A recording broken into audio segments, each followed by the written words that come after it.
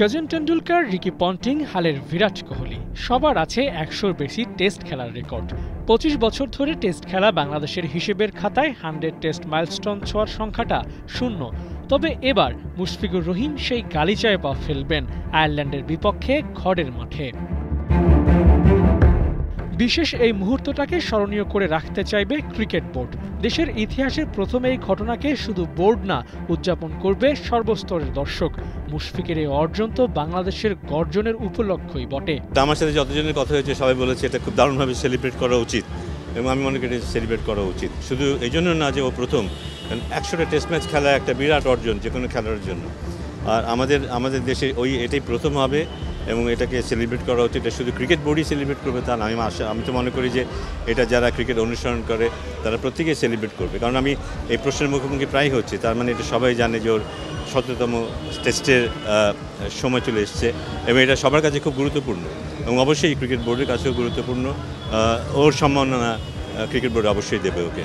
Mister dependable যেদিন ১০০তম test খেলতে মাঠে নামবেন, ওই দিন নয়া অধিনায়কও টেস্ট কয়েন ওড়াবেন। বলা যায় মুশফিকের ১০০তম টেস্টে বাংলাদেশের ১৫তম অধিনায়কের দেখা মিলবে।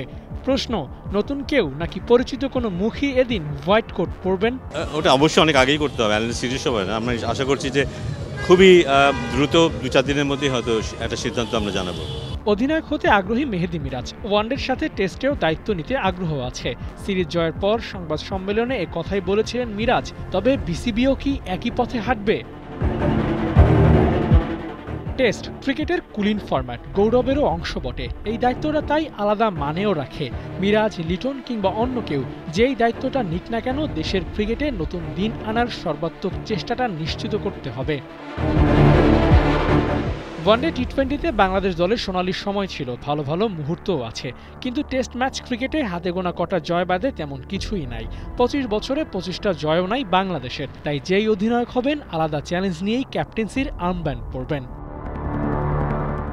বাংলাদেশ দলের টেস্ট ক্যাপ্টেন ঘোষণার দিন তারিখ এখনও ঠিক হয়নি। তবে ক্রিকেট অপারেশনস কমিটির চেয়ারম্যান জানিয়েছেন আয়ারল্যান্ড সিরিজের আগেই মিলবে নয়া অধিনায়কের নাম। দেখা যাক নতুন বোর্ডের সিদ্ধান্তে নতুন মুখের দেখা মেলে কিনা। আবু নাঈম, ৭১।